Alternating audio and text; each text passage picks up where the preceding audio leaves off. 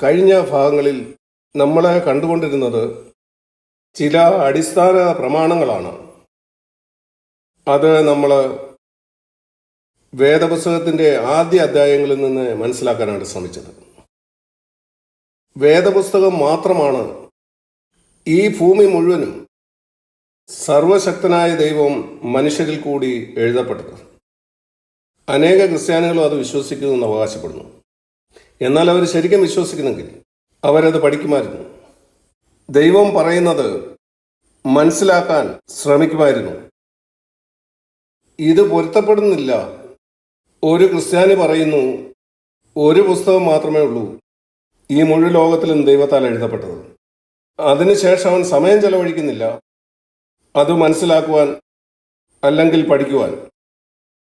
ദൈവം തൻ്റെ വചനം എഴുതിയത് പ്രത്യേക തരത്തിലാണ്, മറ്റ് ബുക്കുകൾ എഴുതിയതുപോലല്ല. സദൃശവാക്യം 25:2 നാം വായിക്കുന്നു, കാര്യം മറച്ചു വയ്ക്കുന്നത് ദൈവത്തിൻ്റെ മഹത്വം, എന്നാൽ കാര്യം ആരായുന്നതോ രാജാക്കന്മാരുടെ മഹത്വം. അതുകൊണ്ട് ദൈവം തന്റെ മഹത്വത്തിൽ പല കാര്യങ്ങളും മറച്ചു വച്ചിരിക്കുന്നു. ദൈവീക വെളിപാട് വേദപുസ്തകത്തിന്റെ താളുകളിലുണ്ട്.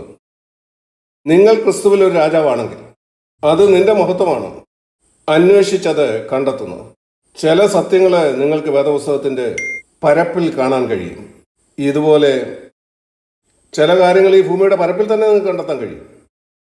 എന്നാൽ വിലയേറിയ വസ്തുക്കൾ പലപ്പോഴും ഈ ഭൂമിയുടെ പരപ്പിൽ കാണാറില്ല. അവ കാണുന്നത് വളരെ ആഴത്തിൽ കുഴിച്ചതിന് ശേഷമാണ്. സ്വർണവും രത്നങ്ങളും ഒക്കെ. ഇതുപോലെ തന്നെയാണ് വേദപുസ്തകവും. മനുഷ്യന് കുഴിക്കേണ്ടി വരും. 10,000 അടി താഴ്ചയിൽ കുഴിക്കേണ്ടി വരും ഈ വിലയേറിയ വസ്തുക്കൾ എടുക്കാൻ. എന്നാൽ സ്വർണവും വജ്രവും ഒക്കെ എടുക്കാൻ വേണ്ടി ആളുകൾ ഈ കഷ്ടപ്പാടുകൾ സഹിച്ച് അത് കുഴിച്ച് എടുക്കാറുണ്ട്. എന്തുകൊണ്ടാണ് ക്രിസ്ത്യാനികൾ ദൈവവചനത്തിൽ കുഴിച്ച് നോക്കാത്തത്? ദൈവം മറച്ചു വെച്ചത് കണ്ടെത്താൻ. കാരണം അവരുടെ ജീവിതത്തിൽ പൊരുത്തക്കേടുകളുണ്ട്. അവർ വിശ്വസിക്കുന്നുവെന്ന് പറയും ഇത് ദൈവത്തിന്റെ വചനമെന്ന്, എന്നാൽ അതിനെ കൈകാര്യം ചെയ്യുന്ന അങ്ങനല്ല. ഇതിങ്ങനെ പഠിക്കുന്നതൊന്നും കാര്യമില്ല. ചരിത്രത്തിന്റെ പുസ്തകം വായിക്കുന്ന പോലെ, അല്ലെങ്കിൽ രസതന്ത്രം. ഈ ദൈവവചനം മനസ്സിലാക്കുന്നതിന് നമുക്ക് വേണ്ടത് ബുദ്ധിയല്ല, ഒരു ശുദ്ധ ഹൃദയമാണ്. മത്തായിയുടെ സുവിശേഷം 25:11 കർത്താവ് ഈ കാര്യങ്ങളിൽ നിന്ന് മറച്ചു വെച്ചതിനാണ് ഞാൻ നന്ദി പറയുന്നു. ജ്ഞാനികളിൽ നിന്നും വിവേകികളിൽ നിന്നും ശിശുക്കൾക്ക് വെളിപ്പെടുത്തി കൊടുത്തുകൊണ്ട്. ഈ ലോകത്തിൽ ഏതെങ്കിലും പുസ്തകമുണ്ടോ കുഞ്ഞുങ്ങൾക്ക് മാത്രം മനസ്സിലാകുന്ന, ജ്ഞാനികൾക്ക് മനസ്സിലാക്കാൻ കഴിയാത്ത? ഒന്നേ ഉള്ളൂ, അത് വേദപുസ്തകമാണ്. ജ്ഞാനികൾക്കും വിവേകികൾക്കും ഇല്ലാത്ത എന്ത് കാര്യമാണ് ശിശുക്കൾക്കുള്ളത്? ഒരു ശുദ്ധ ഹൃദയം. ജ്ഞാനികൾക്കും വിവേകികൾക്കും ഉയർന്ന ഐക്യമുണ്ട്, എന്നാൽ ഹൃദയം നിർമ്മലമായിരിക്കണമെന്നില്ല. അതുകൊണ്ട് യേശുവിന്റെ ഈ വാക്യങ്ങളോട് നമ്മൾ മനസ്സിലാക്കുന്നത് ദൈവത്തിന്റെ വെളിപാടുകൾ നിർമ്മല ഹൃദയമുള്ളവർക്കാണ് കൊടുക്കുന്നത്. നിങ്ങളുടെ ഹൃദയത്തിന്റെ അവസ്ഥയാണ് നിങ്ങളുടെ ബുദ്ധിയുടെ അവസ്ഥയേക്കാൾ പ്രധാനപ്പെട്ടത് നിങ്ങൾ ദൈവവചനം വായിക്കുമ്പോൾ. അതുകൊണ്ട് നമ്മൾ നോക്കാൻ പോകുന്നത് ദൈവവചനത്തിന്റെ ചില ആഴങ്ങളിലേക്കാണ്. ആദ്യം നമ്മൾ കണ്ടു ദൈവം മനുഷ്യനെ സൃഷ്ടിച്ചപ്പോൾ അവന്റെ ഉദ്ദേശം എന്തായിരുന്നു. നമ്മുടെ എല്ലാ ആവശ്യങ്ങളിലും അവന്റെ കരുതല്, മനുഷ്യനെ വീഴിക്കാനായിട്ടുള്ള പിശാചിന്റെ തന്ത്രങ്ങൾ, അതുപോലെ മനുഷ്യന്റെ വീഴ്ച നമ്മളത് കണ്ടു. അവനവന്റെ ഭാര്യയെ കുറ്റപ്പെടുത്തുന്നു. ദൈവമായിട്ടുള്ള അവന്റെ ബന്ധം നഷ്ടപ്പെട്ടപ്പോൾ മനുഷ്യനുമായിട്ടുള്ള അവന്റെ ബന്ധവും നഷ്ടപ്പെട്ടു. ഉൽപ്പത്തി പുസ്തകം 3-ാം 4-ാം അധ്യായത്തിലുള്ള ചില കാര്യങ്ങളിലേക്ക് നമുക്ക് പിന്നെയും നോക്കാം. അവിടെ നമുക്ക് വളരെ പ്രധാനപ്പെട്ട ചില കാര്യങ്ങൾ കാണാൻ കഴിയും. ഉൽപ്പത്തി പുസ്തകം 3-ാം അധ്യായത്തിൽ നാം വായിക്കുന്നു, അവിടെ ദൈവം ആദാമിന്റെ അടുക്ക വന്ന് അവനോട് ചോദിക്കുമ്പം അവന്റെ പാപത്തെക്കുറിച്ച്, എന്നാൽ ആദാം തന്റെ പാപം ഏറ്റു പറയുന്നില്ല. എന്നാൽ അവൻ അവന്റെ ഭാര്യയെ കുറ്റപ്പെടുത്തി, ഭാര്യ പിശാചിനെ കുറ്റപ്പെടുത്തി. നാം അവിടെ ശാപം എന്ന വാക്ക് കേൾക്കുന്നു 2 പ്രാവശ്യം. ദൈവത്തിന്റെ ശിക്ഷ ഒരു ശാപമായിരുന്നു. എന്നാൽ ദൈവം ശപിച്ചത് ആദാമിനെ ഹവ്വയായിരുന്നില്ല. ഇത് വളരെ പ്രധാനപ്പെട്ട ഒരു കാര്യമാണ്. ആദമും ഹവ്വയും പാപം ചെയ്തപ്പം ദൈവം അവരെ ശപിച്ചില്ല. അവൻ പിശാചിനോട് പറഞ്ഞു. അതിന് കാരണം സർപ്പത്തിനെ പിശാച് ബാധിച്ചു. അവൻ പിശാചിനെ ശപിക്കുന്നു, സർപ്പത്തെയും അവനിൽ പിശാച് വന്നതുകൊണ്ട്. ഉൽപ്പത്തി പുസ്തകം 3-ാം അധ്യായം 14 നീ ശപിക്കപ്പെട്ടിരിക്കുന്നു എല്ലാ കന്നുകാലികളിലും എല്ലാ കാട്ടുമൃഗങ്ങളിലും. എന്നാൽ 2ാമത്തെ ശാപം അത് ഭൂമിക്കായിരുന്നു. 17-ാം ദൈവം ആദാമിനോട് പറഞ്ഞത് വളരെ താല്പര്യമുളവാക്കുന്ന കാര്യമാണ്. നീ നിന്റെ ഭാര്യയുടെ വാക്ക് കേട്ടു, അത് തെറ്റാണ്. അവനെ ദൈവം അവന്റെ ഭാര്യയുടെ തലയായിട്ടാണ് നിയമിച്ചത്. എന്നാൽ അവൻ ഭാര്യയുടെ തലയായിരുന്ന് ദൈവത്തെ അനുസരിക്കാനായിട്ട് അവളെ ഉത്സാഹിപ്പിക്കുന്നതിന് പകരം അവന്റെ അടുത്ത് നിന്ന ഭാര്യയെ അവൻ അനുവദിച്ചു, പിശാചിനെ കേൾക്കാനായിട്ടും അനുസരിക്കാനായിട്ടും. വീടിന്റെ തലയെന്ന തരത്തിൽ ഭർത്താവിന് ആ ഉത്തരവാദിത്വം ഉണ്ടായിരുന്നു. ആ വീട്ടിൽ ദൈവം അവന് കൊടുത്ത അധികാരം. പിശാച് ആ വീട്ടിൽ കടന്ന് അതിന്റെ നിയന്ത്രണം ഏറ്റെടുക്കാതെ. കുഞ്ഞുങ്ങളെയോ ഭാര്യയോ അതിനുവേണ്ടി അനുവദിക്കരുത്. പിശാച് ആ വീടിന്റെ നിയന്ത്രണം ഏറ്റെടുക്കാതിരിക്കാൻ. നിങ്ങൾ വീടിന്റെ നാഥനാണെങ്കിൽ ദൈവം പ്രതീക്ഷിക്കുന്നു നിങ്ങൾ ആ ദൈവിക ഉദ്ദേശം നടത്തണമെന്ന്. നിങ്ങൾ ഉറപ്പുവരുത്തണം ആ കുടുംബത്തിലെ ദൈവത്തിന്റെ പ്രതിനിധിയായി നിങ്ങളുടെ വീട്ടിൽ പിശാചിന് ഒരു സ്ഥാനമില്ലെന്ന്. ദൈവം ആദാമിനോട് പറഞ്ഞു, നീ നിന്റെ ഭാര്യയുടെ വാക്ക് കേട്ടതുകൊണ്ട്, അതുപോലെ നീ ആ ഫലം കഴിച്ചതുകൊണ്ട്, ഞാൻ അരുതെന്ന് പറഞ്ഞത് കഴിച്ചതുകൊണ്ട്. ഇവിടെ നമ്മൾ ചിന്തിക്കും ദൈവം അവനെ ശിക്ഷിക്കുമെന്ന്, നീ ശപിക്കപ്പെട്ടവനെന്ന് പറയുമെന്ന്. എന്നാൽ അവൻ അങ്ങനെ പറഞ്ഞില്ല. അവൻ സ്ത്രീയെ ശപിച്ചില്ല, മനുഷ്യനെ ശപിച്ചില്ല. അവൻ പറഞ്ഞു ഭൂമി ശപിക്കപ്പെട്ടു. ഇവിടെ നാം കാണുന്നു പിശാച് പാമ്പിനെ ദൈവം ശപിക്കുന്നു, നിലത്തെ ദൈവം ശപിക്കുന്നു, എന്നാൽ മനുഷ്യനെ ദൈവം ശപിച്ചില്ല. മനുഷ്യനോട് പറഞ്ഞത്, ഭാവിയിൽ നീ വളരെ കഷ്ടപ്പെട്ട് പണിയേണ്ടി വരും. നീ വേർക്കും മുള്ളും പറക്കാരെയും ഭൂമിയിൽ മുളച്ചു വരും. മൃഗങ്ങൾ അക്രമകാരികളാകും. നിലത്തിൽ നിന്ന് നീ കഷ്ടതയോടെ അഹോവൃത്തി കഴിക്കും. അവന്റെ ഭാര്യ വേദനയോടെ പ്രസവിക്കും. 16-ാം വാക്യത്തിൽ നാം വായിക്കുന്നു, അങ്ങനെ നാം കാണുന്നു ദൈവം ആദാമിനെ ശപിച്ചില്ല എന്ന് മാത്രമല്ല, അവിടെ മറ്റു ചില കാര്യങ്ങൾ നാം കാണുന്നു. ഇവിടെ വായിക്കുന്നു ദൈവം ഒരു വാഗ്ദാനം നൽകുന്നു. ആദാമിന്റെ പരാജയത്തിന് അവൻ ഒരു പരിഹാരം കണ്ടിട്ടുണ്ട്. ദൈവത്തെക്കുറിച്ച് കാണുന്ന മനോഹരമായൊരു കാര്യമാണിത്. ദൈവത്തിന്റെ സ്വഭാവത്തെക്കുറിച്ച് നാം മനസ്സിലാക്കേണ്ടത് വളരെ വളരെ പ്രധാനപ്പെട്ടതാണ്. പിശാച് നമ്മളെ കുറ്റപ്പെടുത്താനാണ് വരുന്നത്, നമ്മളെ നിരാശപ്പെടുത്താൻ, പ്രയോജനമില്ലാത്തവനെന്ന് തോന്നിക്കാനും, ഒന്നിനും കൊള്ളരുതാത്തവനെന്ന്. എന്നാൽ ദൈവം ഒരിക്കലും അങ്ങനെ നമ്മോട് പറയുന്നില്ല. നിങ്ങൾ ഇങ്ങനെ ഒരു ശബ്ദം കേൾക്കുകയാണെങ്കിൽ നിങ്ങളുടെ ഹൃദയത്തിൽ, നീ പ്രയോജനമില്ലാത്തവനാണ്, നിങ്ങളെ ഒന്നിനും കൊള്ളില്ല, ഒന്നും നിന്റെ ജീവിതത്തിൽ ശരിയാകാൻ പോകുന്നില്ല, നിന്നെ കൊണ്ടൊന്നും നടക്കില്ല, നിനക്കൊന്നും പ്രത്യാശിക്കാനില്ല, അങ്ങനെയെങ്കിൽ നിങ്ങൾക്ക് 100% ഉറപ്പുവരുത്താം അത് ദൈവത്തിന്റെ ശബ്ദമല്ല, അത് പിശാചിന്റെ ശബ്ദമാണ്. പിശാച് എപ്പോഴും നിങ്ങളെ നിരുത്സാഹപ്പെടുന്ന കാര്യത്തിൽ ഉത്സാഹവാനാണ്. കുറ്റപ്പെടുത്തുകയും നിരാശപ്പെടുത്തുകയും ചെയ്യും. നിങ്ങളെ നിർബന്ധിച്ച് പല കാര്യങ്ങൾ ചെയ്യിപ്പിക്കും. ദൈവം ഒരിക്കലും അങ്ങനെ ചെയ്യുന്നില്ല. ദൈവത്തിന്റെ ശബ്ദം നിങ്ങൾക്ക് തിരിച്ചറിയാൻ കഴിയും. ദൈവത്തിന്റെ ശബ്ദം നിങ്ങൾക്ക് ബോധ്യം തരും, കുറ്റപ്പെടുത്തുകയല്ല. ബോധ്യപ്പെടുത്തുന്നതും കുറ്റപ്പെടുത്തുന്നതും തമ്മിൽ വ്യത്യാസമുണ്ട്. ദൈവം ആദാമിനോട് പറഞ്ഞ് നീ പ്രയോജനമില്ലാത്തവരാണ്, നിന്നെ ഒന്നിനും കൊള്ളത്തില്ല, അങ്ങനെയല്ല. എന്താണ് പാപമെന്ന് അവനോട് വ്യക്തമായിട്ട് പറഞ്ഞു. നീ നിന്റെ ഭാര്യയുടെ വാക്ക് കേട്ടു, ഞാൻ നിന്നോട് കഴിക്കരുതെന്ന് പറഞ്ഞ വൃക്ഷത്തിന്റെ ഫലം നീ കഴിച്ചു. എല്ലാം കഴിഞ്ഞില്ല. ഞാൻ ഈ കാര്യത്തിന് ഒരു പരിഹാരം കണ്ടിട്ടുണ്ട്. ഇതുപോലെയാണ് നിങ്ങളുടെ കുട്ടി ഒരു കണക്ക് ചെയ്യുന്നു, എന്നാൽ അത് ചെയ്യുന്നത് എങ്ങനെയാണെന്ന് അവനെ അറിയില്ല. നിങ്ങളൊരു നല്ല പിതാവാണെങ്കിൽ എന്ത് ചെയ്യും? നിങ്ങൾ മോശപ്പെട്ട ഒരു പിതാവാണെങ്കിൽ നിങ്ങളുടെ കുഞ്ഞിന് നേരെ തിരിഞ്ഞ് പറയും, നീ പ്രയോജനമില്ലാത്തവനാണ്, നീ എന്നെങ്കിലും ശരിയാവുമെന്ന് അറിയില്ല, അവനെ ഒരു മോശം പേരും വിളിക്കും. നിങ്ങളൊരു നല്ല പിതാവാണെങ്കിൽ അവന്റെ തെറ്റ് കണ്ടില്ലെന്ന് നടിക്കില്ല, അതൊന്നും കുഴപ്പമില്ല, സാരമില്ല. ഇല്ല, നിങ്ങൾ പറയും, മോനെ നീ ഒരു തെറ്റ് ചെയ്തു, ആ തെറ്റ് കൃത്യമായി ഞാൻ കാണിച്ചു തരാം, ഇവിടെയാണ് നിനക്ക് തെറ്റ് പറ്റിയത്, അത് ഇങ്ങനെയാണ് അത് ചെയ്യേണ്ടത്, ഇങ്ങനെയാണ് ആ പ്രശ്നം പരിഹരിക്കേണ്ടത്. ഇങ്ങനെയാണ് നല്ലൊരു പിതാവിനെയും മോശപ്പെട്ട പിതാവിനെയാണ് നിങ്ങൾ തിരിച്ചറിയുന്നത്. ദൈവത്തിന്റെ ശബ്ദവും പിശാചിന്റെ ശബ്ദവും. പിശാചിന്റെ ശബ്ദം എപ്പോഴും കുറ്റപ്പെടുത്തുന്നതായിരിക്കും, കുറ്റം ആരോപിക്കുന്നതും മോശക്കാരാക്കുന്ന, പറയും നിന്നിൽ നിന്നൊരു നന്മയും വരാൻ പോകുന്നില്ല. ഇവിടെ ദൈവം ആദാമിന്റെ അടുക്ക് വന്നപ്പം ദൈവം ആദാമിനോട് അവൻ ചെയ്ത തെറ്റ് വ്യക്തമായി പറഞ്ഞു. അതിനുശേഷം അവൻ പാമ്പിനോട് പറഞ്ഞു, ഒരു ദിവസം അവന്റെ തല തകർക്കപ്പെടും, അത് സ്ത്രീയുടെ സന്തതി, അത് യേശുവിനെ പറ്റിയാണ് പറയുന്നത്. 15-ാമത്തെ വാക്യം. ഇവിടെ നമുക്ക് കാണാൻ കഴിയും ദൈവം അവരുടെ പാപത്തെക്കുറിച്ച് പറയുന്നതിന് മുമ്പ് പരിഹാരമാണ് അവൻ സ്ത്രീയോട് പറയുന്നത്, അതുപോലെ മനുഷ്യനോടും. അല്ലെങ്കിൽ അവർ വളരെ നിരാശപ്പെടുമായിരുന്നു. ഇത് കാണുന്നത് മനോഹരമല്ലേ? പാപത്തിന്റെ പരിഹാരമാണ് 15-ാം വാക്യത്തിൽ പറയുന്നത്. അതിനുശേഷമാണ് സ്ത്രീയോട് സംസാരിക്കുന്നത്. അവൾക്ക് അത് ബോധ്യപ്പെടുത്തുന്നു. അവളോട് പറയുന്നു എങ്ങനെ അവൾ ശിക്ഷിക്കപ്പെടും, അവളുടെ പാപത്തിന്. അതിനുശേഷം മനുഷ്യനോട് പറയുന്നു അവന്റെ പാപത്തിന് അവൻ എങ്ങനെ ശിക്ഷിക്കപ്പെടുന്നെന്ന്. ദൈവത്തിന്റെ വഴി കാണുന്നത് വളരെ അത്ഭുതകരമാണ്. അവൻ നമ്മളെ വഴക്ക് പറഞ്ഞ് നിരാശപ്പെടുത്തുന്നില്ല. പിതാക്കന്മാർക്കുള്ള നല്ല മാതൃകയാണിത്. ദൈവം വന്ന് പറയുന്നത് പോലെ, ആദാമെ ഹവ്വായെ കേട്ടാലും ഞാൻ ഈ പ്രശ്നത്തിന് ഒരു പരിഹാരം കണ്ടിട്ടുണ്ട്. എൻ്റെ പുത്രൻ വരും, അവൻ ഈ പിശാചിന്റെ തല തകർക്കും. എന്നാൽ ഞാൻ നിങ്ങൾ രണ്ടുപേരോടും ഇടപെടേണ്ടതുണ്ട്. ഇവിടെ നിങ്ങൾ ചെയ്ത തെറ്റിതാണ്, അതുകൊണ്ട് നിങ്ങൾ ഇങ്ങനെ ശിക്ഷിക്കപ്പെടും. ആദമേ, നീ ചെയ്ത തെറ്റിതാണ്, ഇതാണ് നിനക്ക് ലഭിക്കാൻ പോകുന്ന ശിക്ഷ. എന്നാൽ ഞാൻ പറഞ്ഞ പോലെ ഈ രണ്ടുപേരിൽ ആരെയും ദൈവം ശപിച്ചില്ല. എന്നാൽ നിങ്ങൾ അടുത്ത അധ്യായത്തിൽ പോകുമ്പോൾ നമ്മൾ കാണുന്നു, ഖായീൻ ആദമിന്റെയും ഹവ്വയുടെയും മൂത്ത മകൻ, അവൻ ശപിക്കപ്പെട്ടു. നാം ഇത് ഉൽപ്പത്തി പുസ്തകം 4-ാം അധ്യായത്തിൽ വായിക്കുന്നു.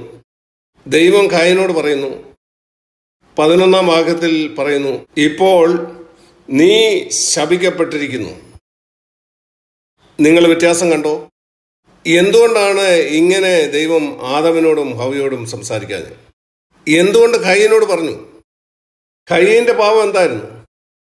ആദമും ഹവ്വയും ചെയ്ത പാപത്തേക്കാൾ അതെങ്ങനെ ഗുരുതരമായത്? അത് വളരെ ഗുരുതരമായിരുന്നു. ഇവിടെ നമുക്ക് ഈ വ്യത്യാസം കാണാൻ കഴിയും. ആദ്യ സംഭവത്തിൽ ദൈവം പിശാചിനെയും ഭൂമിയെയുമാണ് ശപിച്ചത്. എന്നാൽ ഇവിടെ ആ വ്യക്തിയെ തന്നെ ദൈവം ശപിക്കുകയാണ്. ഉൽപ്പത്തി പുസ്തകം 3-ാം അധ്യായത്തിലെ പാപവും 4-ാം അധ്യായത്തിലെ പാപവും കാണേണ്ടത് വളരെ പ്രധാനപ്പെട്ടതാണ്. നമുക്കതിനെ ഉൽപ്പത്തി 3-ലെ പാപമെന്നും 4-ലെ പാപമെന്നും വിളിക്കാം. എന്താണ് ഇത് തമ്മിലുള്ള വ്യത്യാസം? കാരണം ഇതിൽ നിന്ന് ചില കാര്യങ്ങൾ നമുക്ക് തന്നെ പഠിക്കാൻ കഴിയും. ഇവിടെ നമുക്ക് ദൈവ തത്വങ്ങളെ കാണാൻ കഴിയും. എന്തുകൊണ്ടാണ് നാം പാപത്തെക്കുറിച്ച് ഒത്തിരി സംസാരിക്കുന്നത്? കാരണം ഈ ലോകത്തിലുണ്ടാകുന്ന എല്ലാ പ്രശ്നത്തിനും കാരണം അടിസ്ഥാനപരമായിട്ട് പാപം കാരണമാണ്.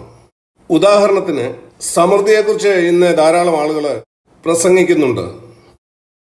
വസ്തുവകകളുടെയും പണത്തിൻ്റെയും സമൃദ്ധി. അവർ പറയും, ഒരു ദരിദ്രനായ വ്യക്തിക്ക് എന്താണ് ആദ്യത്തെ ആവശ്യം? നിന്നെ സമ്പന്നനാക്കുന്നുള്ള വാഗ്ദാനം. മറ്റു ചിലരുടെ ശരീര സൗഖ്യത്തെക്കുറിച്ച് സംസാരിക്കുന്നു. പറയുന്നു, ഒരു രോഗിക്ക് ആദ്യം വേണ്ടത് സൗഖ്യമാണ്. എന്നാൽ നിങ്ങൾക്കറിയാമോ ഇതിനെല്ലാം കാരണം എന്താണ്? സാമ്പത്തിക ഞെരുക്കം, രോഗങ്ങൾ. അതിൻ്റെ പേരിലേക്ക് നോക്കിയാൽ അത് പാവമാണ്. നിങ്ങൾ അതിൻ്റെ ഫലം മാത്രം കട്ട് ചെയ്ത് കളഞ്ഞാൽ, അതിൻ്റെ വേര് മുറിക്കുന്നില്ലെങ്കിൽ നിങ്ങൾ ആ പ്രശ്നം പരിഹരിക്കുന്നില്ല. ആരോഗ്യത്തിൻ്റെയും സമ്പത്തിൻ്റെയും 2 പ്രശ്നങ്ങൾ പരിഹരിക്കും.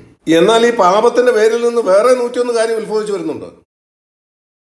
അതുകൊണ്ട് വേദപുസ്തകം തുടങ്ങുന്നത് ഇങ്ങനെ പറഞ്ഞുകൊണ്ടല്ല, എങ്ങനെ രോഗവും ദാരിദ്ര്യവും വന്നു എന്നല്ല, എങ്ങനെ പാപം വന്നത്. പഴയ നിയമം ആരംഭിക്കുന്നത് അങ്ങനെയാണ്. പുതിയ നിയമത്തിന്റെ 1-ാം അധ്യായം, നാം അതിന്റെ പരിഹാരം പുതിയ നിയമത്തിലെ 1-ാം വാക്യത്തിൽ കാണുന്നു. അത് മത്തായി 1:21 ദൂതൻ പറയുന്നു, നീ അവനെ യേശു എന്ന് പേരിടണം, കാരണം അവൻ അവന്റെ ജനത്തെ പാപങ്ങളിൽ നിന്ന് രക്ഷിക്കും. ആരാണ് യേശു? എന്താണ് യേശു ക്രിസ്തുവിന്റെ പേരിന്റെ അർത്ഥം? നമ്മുടെ പാപത്തിൽ നിന്ന് നമ്മളെ രക്ഷിക്കാൻ വന്നവൻ. പ്രാഥമികമായി രോഗത്തിൽ നിന്നും ദാരിദ്ര്യത്തിൽ നിന്നുമുള്ള വിടുതലല്ല. മത്തായിയുടെ സുവിശേഷം 3-ാം അധ്യായത്തിൽ സ്നാപക യോഹന്നാൻ പറഞ്ഞതുപോലെ വൃക്ഷത്തിന്റെ ചോട്ടിൽ അവൻ കോടാലി വെച്ചിരിക്കുന്നു. യേശു ക്രിസ്തു വന്ന 2 കത്രികകളുമായിട്ടല്ല, രോഗത്തെയും ദാരിദ്ര്യത്തെയും മുറിച്ചു കളയാനായിട്ട്.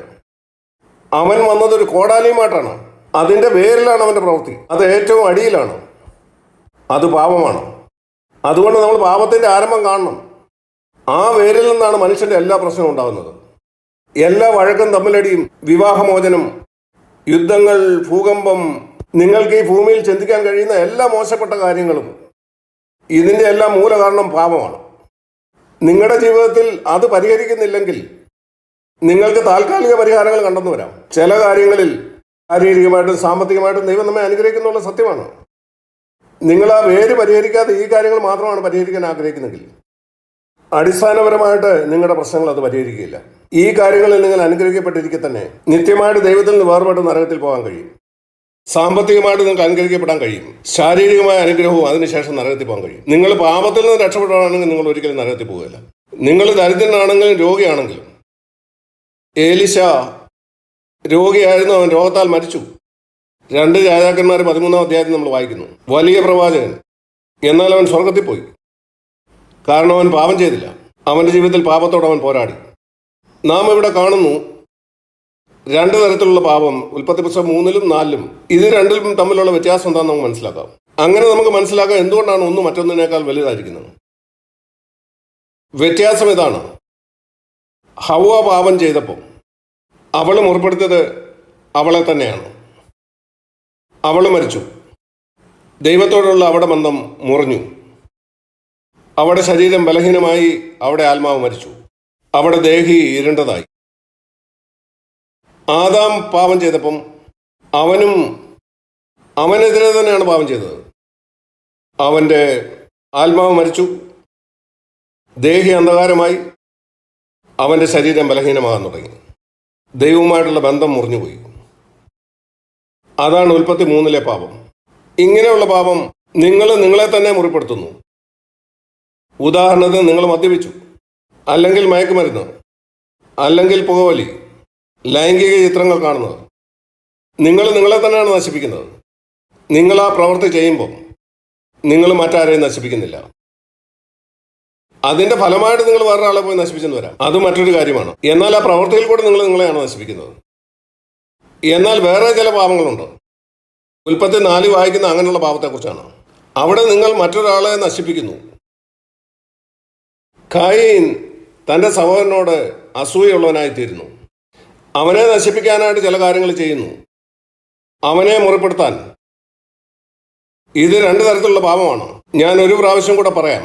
ഉൽപ്പത്തി 3 നിങ്ങൾ നിങ്ങളെ മുറിപ്പെടുത്തുന്നു. ഉൽപ്പത്തി 4 നിങ്ങൾ മറ്റൊരാളെ മുറിപ്പെടുത്തുന്നു. ഇവിടെ കായീൻ ഹാബേലിനോട് കോപിക്കുന്നു. ദൈവം അവന് മുന്നറിയിപ്പ് നൽകുന്നു, പറയുന്നു, കേൾക്കുക, കാരണം പാപം നിന്റെ വാതുക്കൽ കിടക്കുന്നു, നിന്റെ ഹൃദയത്തിന്റെ വാതുക്കൽ. 4:7 നീയോ അതിനെ കീഴടക്കണം.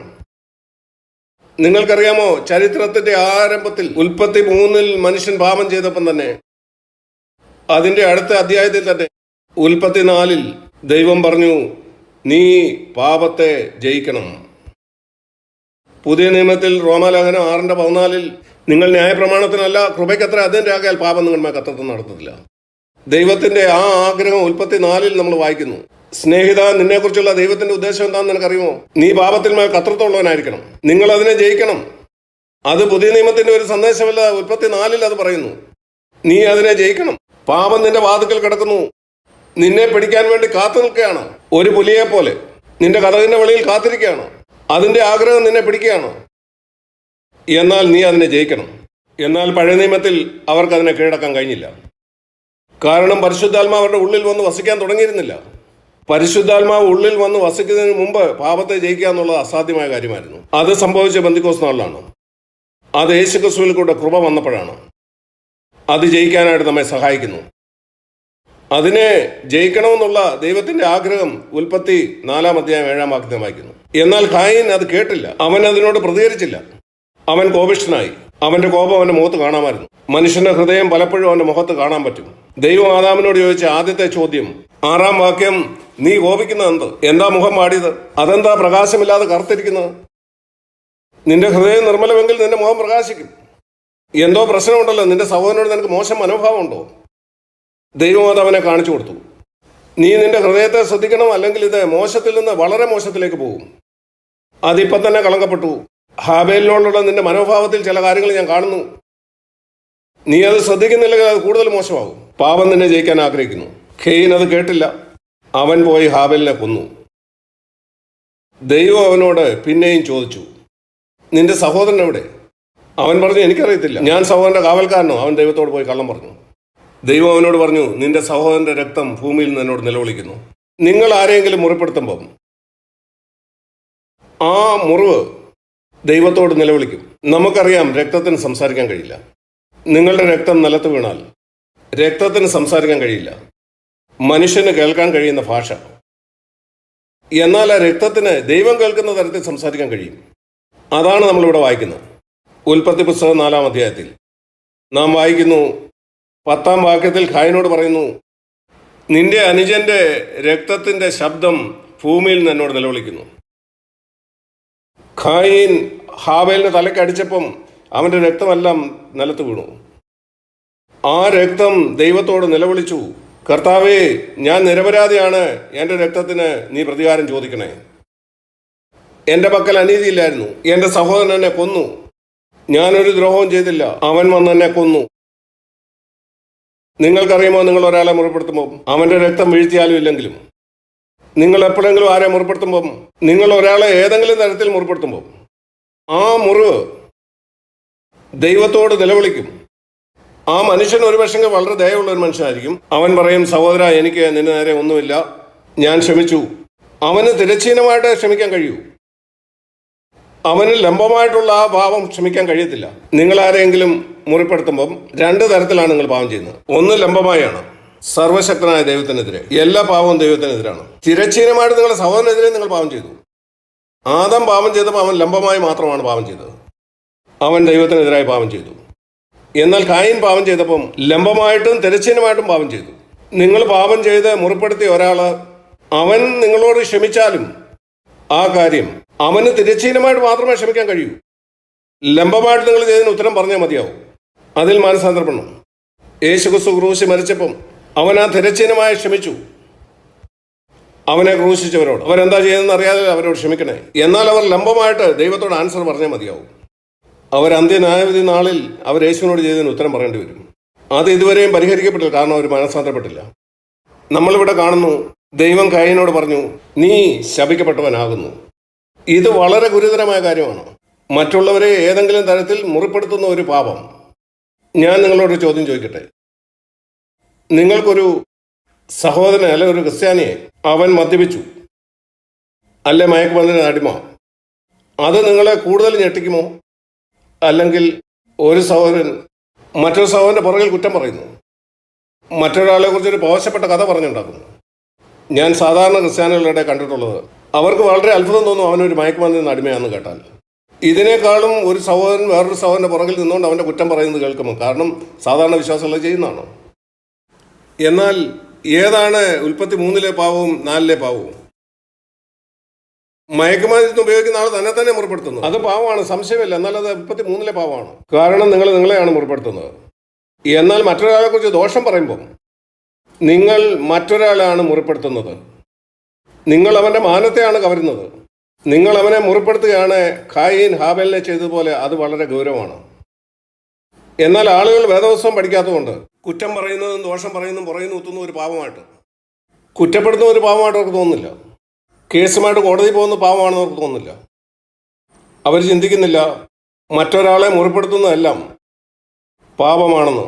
വിശ്വാസികൾ ഈ കാര്യത്തിൽ വളരെ കുറ്റക്കാരാണ്. മറ്റുള്ളവരെ മുറിപ്പെടുത്തി കുറ്റം ചെയ്യുന്നതിൽ. മയക്കുമരുന്നിന് അടിമപ്പെട്ട അവൻ നിന്നേക്കാൾ 1000 തവണ മെച്ചപ്പെട്ടവനാണ്. മറ്റുള്ളവരെ കുറ്റപ്പെടുത്തുകയും കുറവ് പറയുന്നത് നിന്നേക്കാളും. നിങ്ങൾക്കതറിയാമോ? മറ്റുള്ളവരെ മുറിപ്പെടുത്തുമ്പം നിങ്ങൾ ശപിക്കപ്പെട്ടവരാകുകയാണ്. അതുകൊണ്ടാണ് അനേക വിശ്വാസികൾ ആത്മീയമായിട്ട് വളരാത്തത്. അവർ വേറൊരാൾക്കെതിരെ പാപം ചെയ്യുന്നു, അത് പിന്നെയും ചെയ്തുകൊണ്ടിരിക്കുന്നു. അവർ ചിന്തിക്കുന്നു കൊലപാതകം, വ്യഭിചാരം അത് വലിയ പാപമാണ്, അത് ഗൗരവമുള്ളതാണ്, പുറത്ത് കാണുന്നതാണ്. അനേക ക്രിസ്ത്യാനികൾ മറ്റുള്ളവരുടെ കുറ്റം പറയുന്നത്, മറ്റുള്ളവരെ അങ്ങനെ മുറിപ്പെടുത്തുന്നത് ഗുരുതരമായ ഒരു കാര്യമാണെന്ന്. നമുക്കിത് മനസ്സിലാക്കാൻ ശ്രമിക്കാം. മറ്റുള്ളവരെ മുറിപ്പെടുത്തുമ്പം അത് എത്ര ഗുരുതരമായ പാപമാണെന്ന്. അതിൻ്റെ ഫലമെന്താ? അവൻ ശപിക്കപ്പെട്ടു, അവൻ ഉഴന്നു നടക്കുന്നവനായി. ഇവിടെ ദൈവം അവനോട് പറയുന്നത് കാണുന്നു, നീ ഭൂമിയിൽ ഉഴന്നു നടക്കുന്നവനാകും. 12-ാം വാക്യം. നീ ഒരു ഏകാഗിയായി മാറും.